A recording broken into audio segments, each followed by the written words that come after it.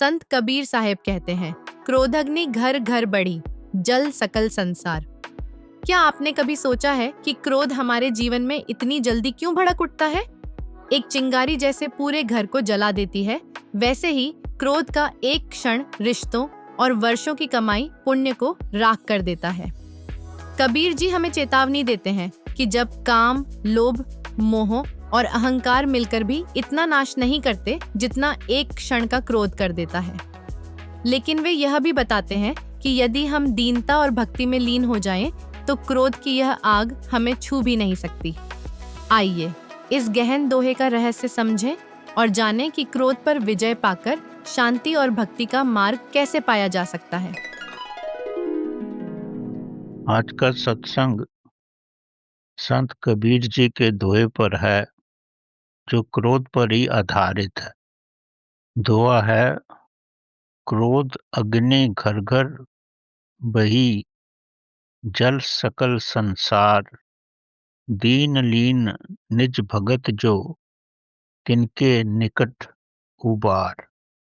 English भाषा में इसको एक्सप्लेन किया जा सकता है, the fire of anger burns in every home and whole world is consumed in it. But those devotees who remain absorbed in the remembrance of the divine, whoever comes close to them finds liberation.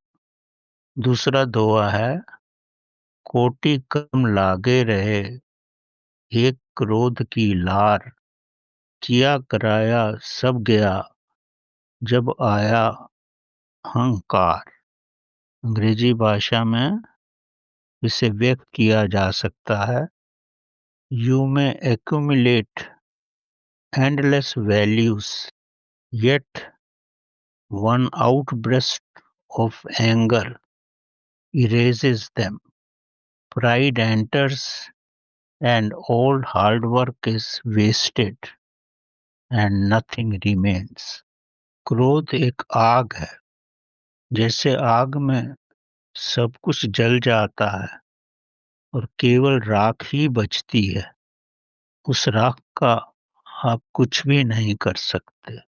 इसी तरह जब क्रोध आता है, तब वो कितना भयंकर रूप ले सकता है, क्रोध करते हुए आप उसको नहीं समझ सकते, पर जब उसका परिणाम आपके सामने आता है, तब आप अनुभव करते हो कि सब कुछ ही समाप्त हो गया। काम से इतनी व्याधि नहीं आती, लोभ से नहीं आती, मोह से नहीं आती, अहंकार से नहीं आती, पर क्रोध जो है क्षण भंगुर में सब कुछ भस्म कर देता है और आपके हाथ में केवल राख ही रहती है।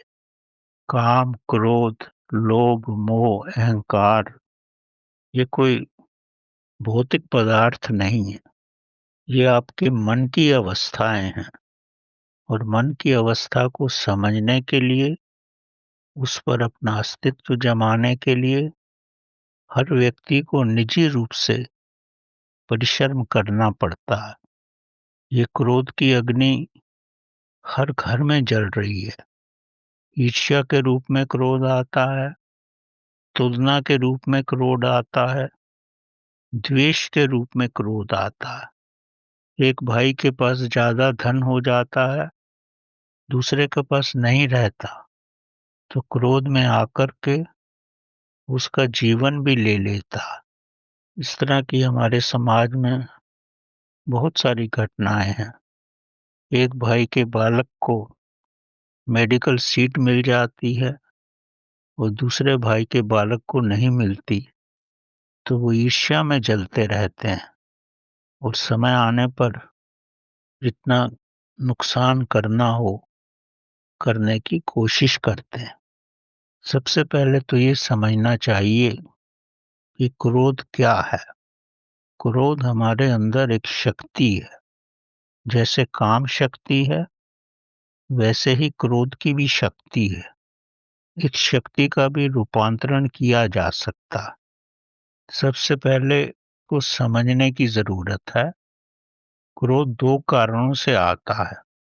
एक तो अगर आपकी भौतिक अवस्था ठीक नहीं है, आप स्वस्थ नहीं हो, आपको ब्लड प्रेशर की शिकायत है या और व्याधियों से आप ग्रसित हो, तो भी आपके अंदर क्रोध शीघ्र अतिशीघ्र आ जाता है।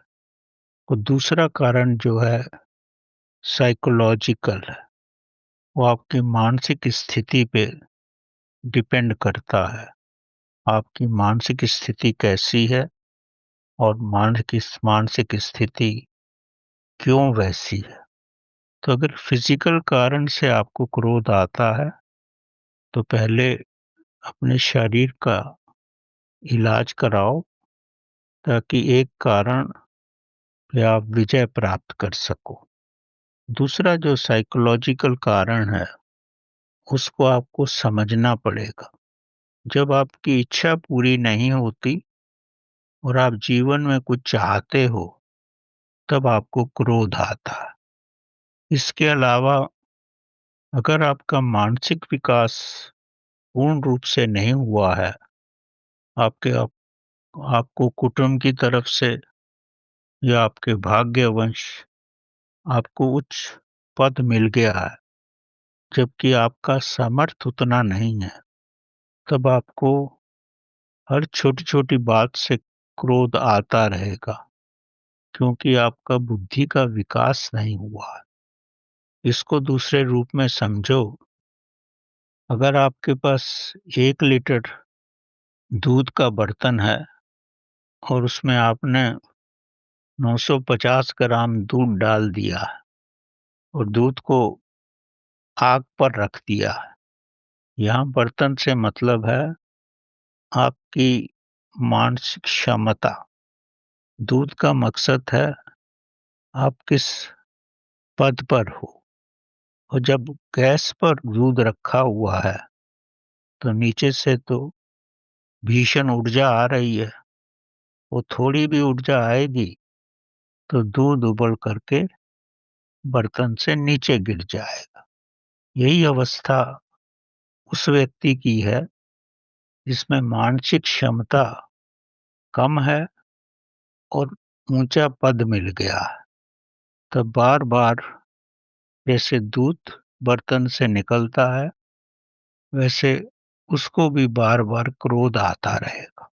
अगर 5 लीटर का बर्तन है और उसमें 1 लीटर ही दूध पड़ा है, तो जितनी भी आग उसके नीचे जलाई जाए, तो दूध बर्तन से बाहर नहीं निकलेगा।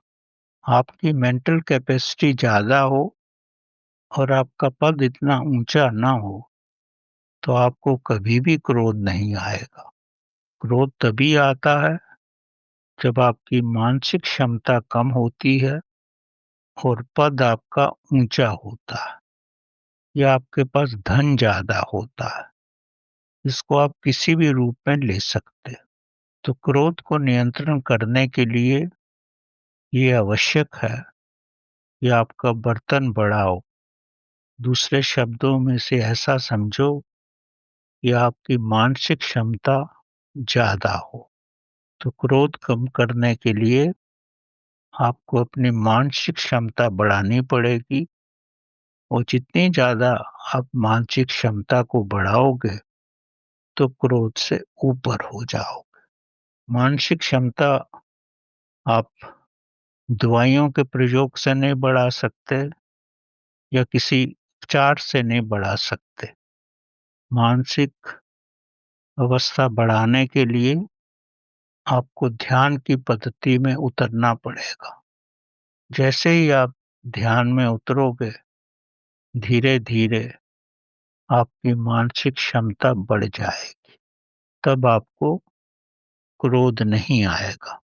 तो ये समझना बहुत ज़रूरी है कि क्रोध को कैसे कम किया जाए। हर व्यक्ति में 3 गुण होते हैं, तमोगुण, रजोगुण, सतोगुण।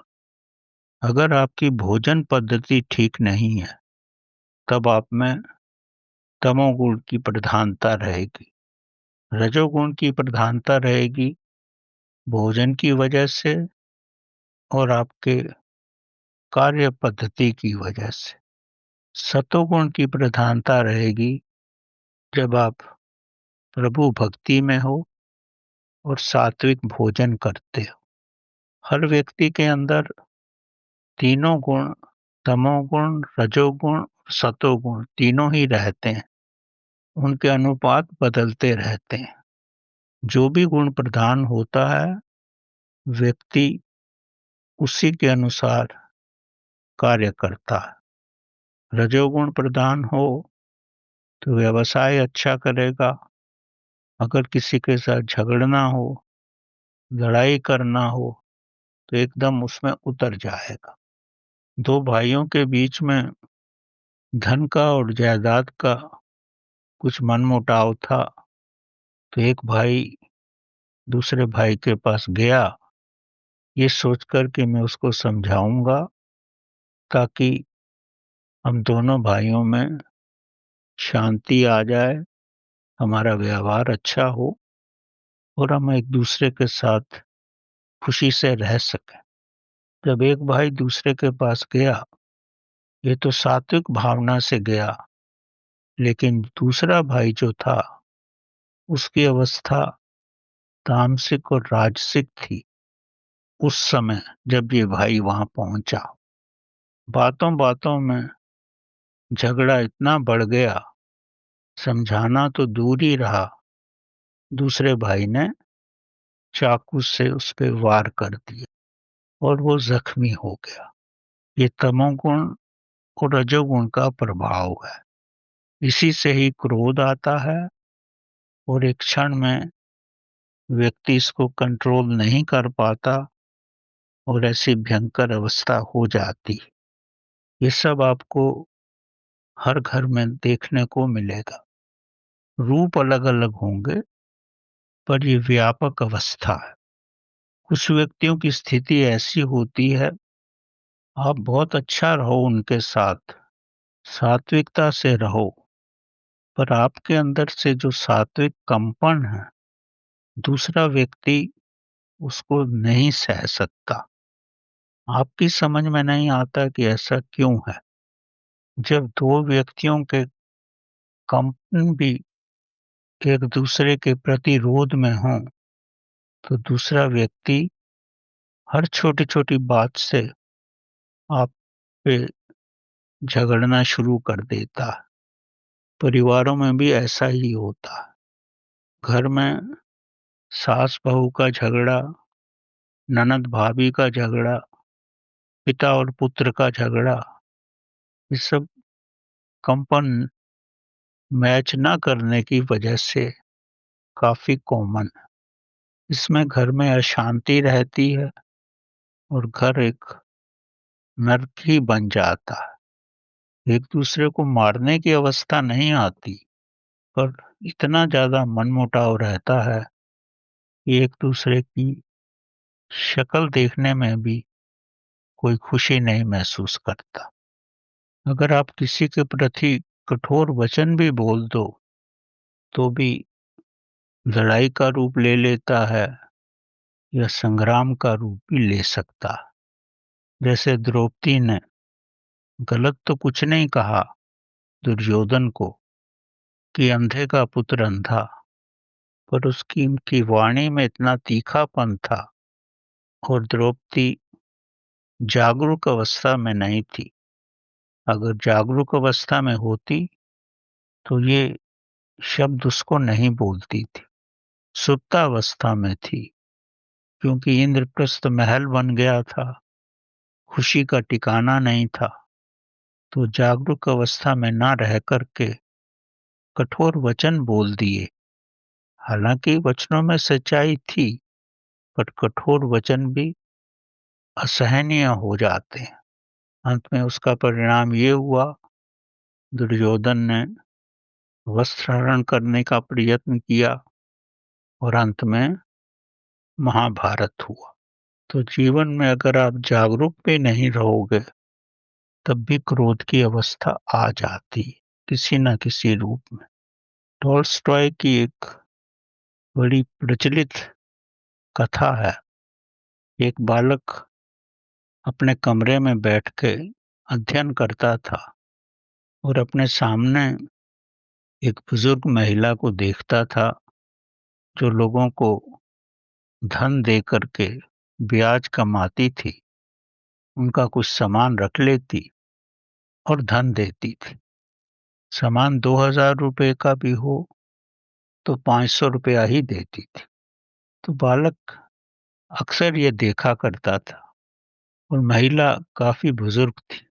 उसके अंदर रजोगुण और तमोगुण का विकास हो गया। जब भी वो इस महिला को देखता था, उसके मन में आया, इसको कोई मार ही क्यों नहीं देता? क्या करेगी इतना धन जमा करके? सिर्फ उसके मन में विचार ही था।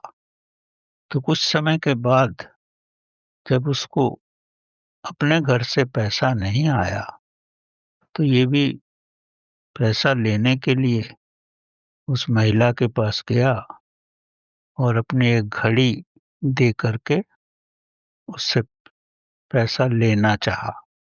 महिला ने घड़ी देखी, घड़ी तो उसकी 3-4 हज़ार रुपए की थी। तो बोलती, मैं 1000 रुपया दूंगी।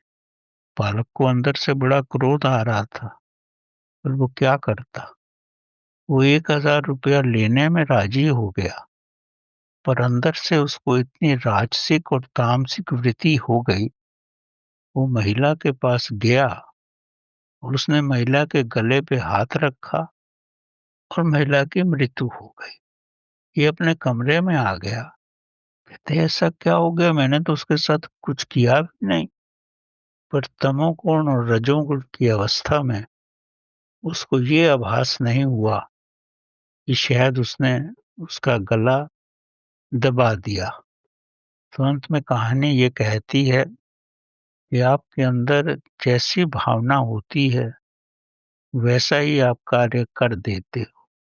बाद में बालक खुद ही पुलिस स्टेशन गया, पर किसी ने उस पे विश्वास नहीं किया कि वो उसने महिला को मारा है। ये बहुत पुरानी गाथा है। तब तो फिंगरप्रिंट्स वगैरह कुछ नहीं होते थे। बालक वापिस आ गया, पर उसने अपने मन में स्वयं को इतना घृणित महसूस किया कि केवल विचार रखने मात्र से ही व्यक्ति में तमोगुण और रजोगुण की इतनी वृत्ति हो जाती है कि उसे पता ही नहीं लगता कि वो क्रोधित अवस्था में क्या कर बैठता है। एक बड़ी ही आत्मिक स्पर्शिक गाथा है लुआंसू की, जो चीन के महान ज्ञानी थे। कहा जाता है कि माँ के गर्भ से ही वो बुजुर्ग अवस्था से ही बाहर निकले थे। 80 साल के निकले थे और बाल अवस्था से ही उनको पूर्ण ज्ञान था। लुआंसू अपने आश्रम में रहते थे, ध्यान की अवस्था में ही रहते थे। तो वहाँ के राजा के मंत्री, जो हमेशा ही मानसिक रूप से बड़े ही बेचैन थे, काफी कुछ करने के बाद भी अपनी मानसिक अवस्था को नहीं सुधार सके, तो अंत में लुआंसू के पास आए। जब उनके पास आए तो लगभग संध्या ही होने वाली थी। आकर अपनी व्याधा बोले, तो लुआंसू ने उनकी आंखों में देखा और कुछ बोले नहीं। अंत में मंत्री को बोले, आप विश्राम करो, कल सुबह आ जाना। अब मंत्री में तो इतना घमंड था, और उनके नेत्रों के सामने लुआंसू का जो व्यक्तित्व था, उसके सामने वो कुछ भी नहीं बोल पाए और कमरे में जाकर के सो गए। सुबह उठे, साफ सुथरे कपड़े डाले और लुआंसू के आश्रम की तरफ आने लगे। जब रास्ते में आ रहे थे, एक घर के सामने गुजरे तो एक बालक ने उनके ऊपर कूड़ा फेंक दिया, कचरा फेंक दिया। कटे फलों का कपड़ा कचरा था, धूल मिट्टी थी, सूखे पत्ते थे। खैर उनके वस्त्र सब खराब हो गए। इन्होंने जो अपशब्द बोलने थे बालक को बोले। बालक सुनता रहा और बोला कि जैसे आप हो वैसा ही तो सब आप पे गिरेगा। ये वाक्य उनको और भी क्रोधित कर दिया। और वो क्या करते, उस अवस्था में ही लुआंसू के पास आए, बैठे और अपनी क्रोध भरी व्याथा उनको सुना दी। लुआंसू सुनते रहे, उनको देखते रहे, पर उनके चेहरे पे कुछ भी भाव नहीं आया। केवल गहरी निगाहों से ही उनको देखे, पर प्रसन्न चित्त थे। वो थोड़ी देर बैठे। मंत्री जी उनको बोले, आप घर जाओ, 2-4 दिन के बाद आ जाना। उनको और गुस्सा आया, मेरी समस्या का तो समाधान नहीं किए, एक रात ही मेरी खराब कर दी है, और अब बोले घर चले जाओ। और उनका व्यक्तित्व ऐसा था कि प्रणाम करके चले ही गए। जब घर पहुंचे तो मन में बड़ी व्या थी। बच्चे ने कचरा भी डाल दिया, उसके प्रति भी कुछ नहीं बोले, मेरे को भी कोई राय नहीं दिए और घर भिजा दिए। ये व्यक्ति अपने मन से बहुत परेशान महसूस करता है, तो वो प्रकृति के साथ जाके बैठना पसंद करता है। मंत्री के महल के बाहर बड़ा अच्छा उद्यान था, वहां जाके बैठे। दूसरे दिन सुबह का समय ही था। देखे कि सब पौधों में अच्छे अच्छे फूल हैं, सब कुछ बहुत अच्छा है। क्योंकि मन से निराश थे, तो उनकी दृष्टि स्वयं के साथ, जब दृष्टि स्वयं के साथ होती है तो व्यक्ति हर भौतिक वस्तु को भी का भी निरीक्षण करता है। ये मानसिक स्वभाव है। उन्होंने देखा कि सब तो पेड़ पौधे बड़े अच्छे हैं, एक पौधा सूखा हुआ है। ने मालियों को बुलाया और पूछा कि ये पौधा क्यों सूखा हुआ है, इस पे आप खाद नहीं डालते या पानी नहीं डालते? तो माली ने बोला, "नहीं, हम सब कुछ डालते हैं पर ये पौधा सूखा है, हमारी समझ में नहीं आ रहा क्या करें।" अब कुछ विधि का विधान ऐसा ही था। उन्होंने बोला, इस पौधे को की जड़ों पे जाओ, थोड़ा खोद के देखो कि क्या क्या समस्या है। माली ने जब आसपास की मिट्टी हटाई तो देखा पौधे की जड़ में कुछ कीड़ लगा हुआ है। जड़ जमीन से न पानी ले पा रही है न खाद ले पा रही, उसकी जड़ें भी सूख रही थी।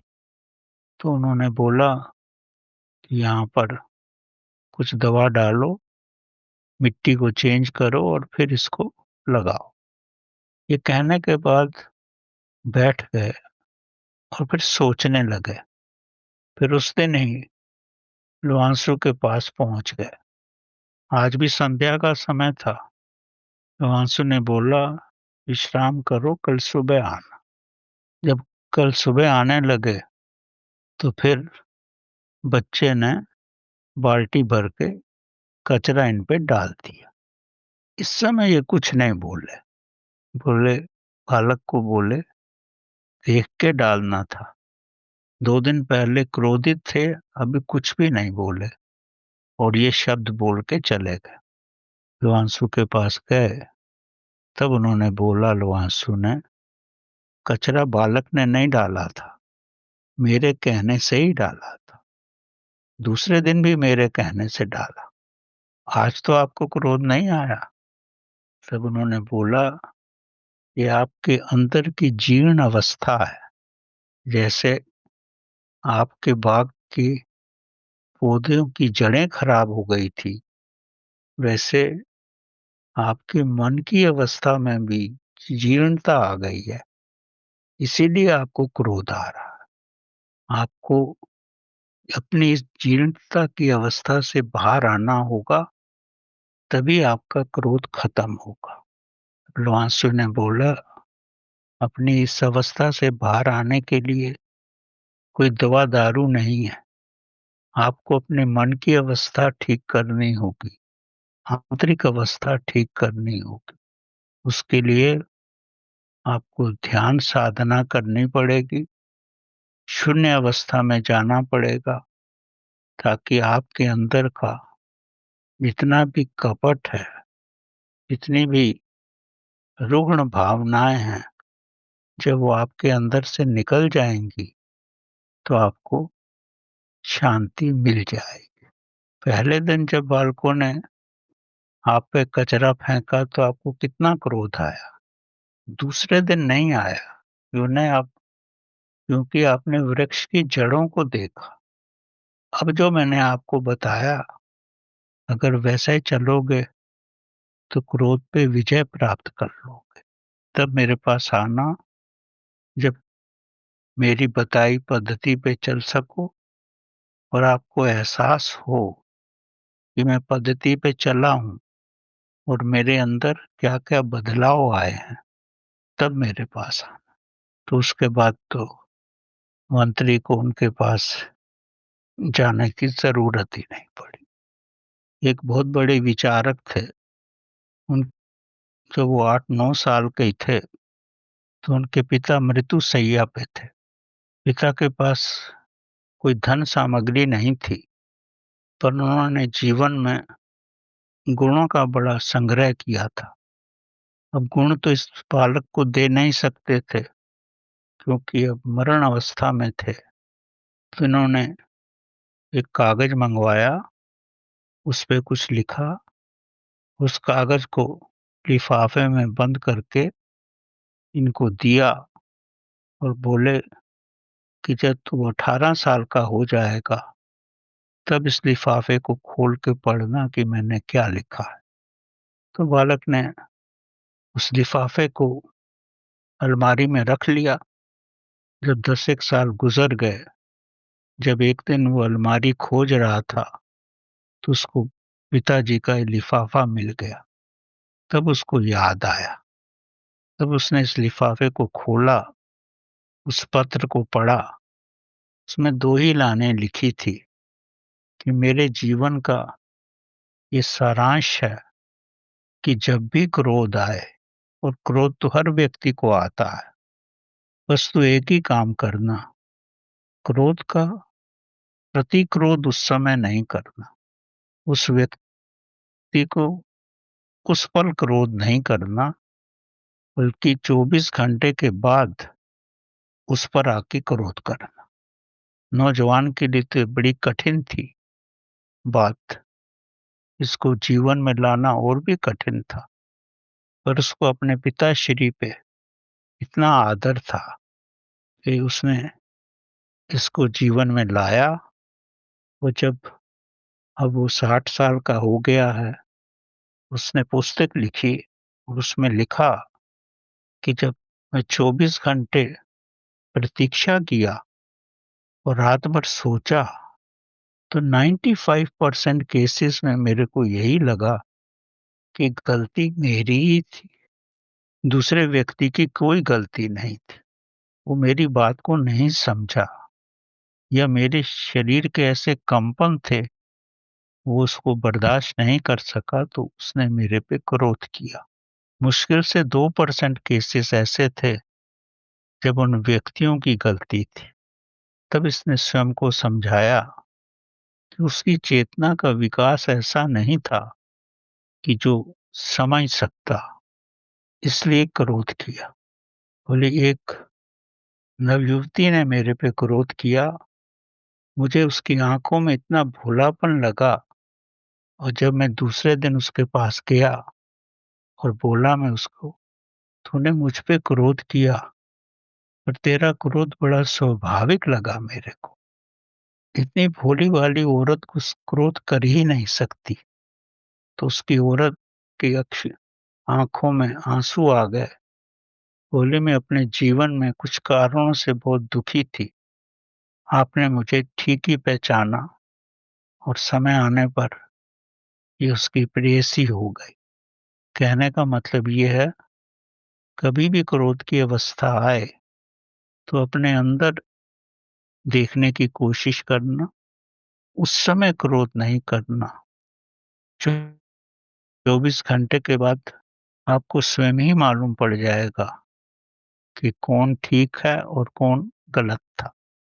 अगर एकदम ही क्रोध करोगे तो सब कुछ राख हो जाएगा।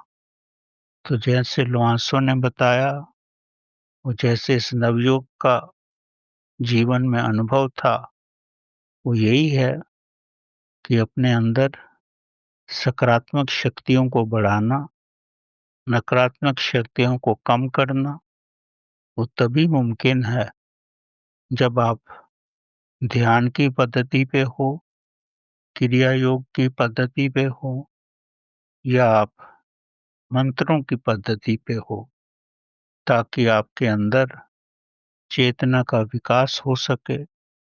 और जैसे ही चेतना का विकास होगा तो सकारात्मक शक्तियां आएंगी, आपके अंदर दृढ़ता आएगी, आपके अंदर भक्ति भाव आएगा, आपके अंदर प्रेम आ जाएगा और आपको लगेगा कि सारा संसार एक ही है।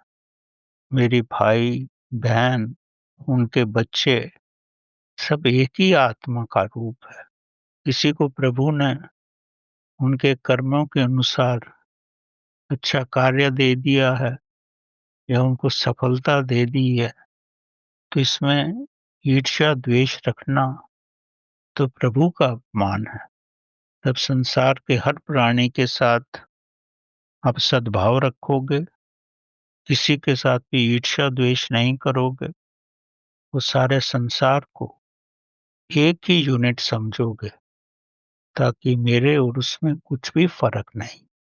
फिर भी किसी कारणवश व्यवहार में आपको किसी के प्रति क्रोध आ जाता है, तो उसकी स्वाभाविक विधि एक ही है कि आप अपने मन के अंदर उल्टी गिनती गिनना शुरू कर दें, तो आपका ध्यान हट जाएगा। और नहीं तो अपने एक हाथ से दूसरी बाजू पे चोटी लगा दें, ताकि क्रोध की शक्ति उस दर्द में कन्वर्ट हो जाए, तब भी आप क्रोध नहीं कर पाओगे। और जितनी ज़्यादा अपने श्वासों पे ध्यान दोगे, उतनी ही मानसिक शक्ति बढ़ेगी। और जैसे ही मानसिक शक्ति बढ़ेगी, क्रोध पानी की तरह बह जाएगा। दूसरों को अपनी तरह समझना एक बहुत बड़ी अवस्था है, ताकि आप पहचान सको जो आत्मा मेरे अंदर है वही उसके अंदर है। तो मैं क्यों क्रोध करूं? अगर मैं उस पे क्रोध करूंगा तो वास्तव में मैं स्वयं पे ही क्रोध कर रहा हूं। ये सब जीवन में तभी आ सकता है जब आप प्रभु के रास्ते पे हो, सब जगह आपको प्रभु के ही दर्शन हो और आप ये अनुभव करो कि हम प्रभु के अंदर ही तो रहते हैं, मेरे चारों तरफ प्रभु का रूप ही तो है। तो क्रोध ऐसे विलीन हो जाएगा जैसे पानी गर्म करते हुए भाप जो है एकदम ही वातावरण में चली जाती है, किसी को भी कष्ट नहीं देती। तो क्रोध एक शक्ति है। अगर अक्सर आप क्रोधित अवस्था में रहते हो तो अपना ध्यान अध्ययन पे लगाओ या ध्यान पे लगाओ, और अगर आप कोई वाद्य बजाते हो तो उस पे ध्यान लगाओ, तो क्रोध स्वयं ही शांत हो जाएगा। और सबसे साधारण और सबसे शक्तिशाली विधि तो एक ही है, प्रभु के साथ एक हो जाओ, ताकि उस शक्ति का पूर्ण रूपांतरण हो जाए और समय आने पर आप और प्रभु में कोई भी अंतर ना रहे। क्रोध को गलत मत लेकर के क्रोध का रूपांतरण करो, और जैसे ही रूपांतरण करोगे तो क्रोध एक नकारात्मक शक्ति न होकर के एक सकारात्मक परमात्मा की शक्ति बन जाएगी और आपको प्रभु तक पहुंचा देगी। धन्यवाद।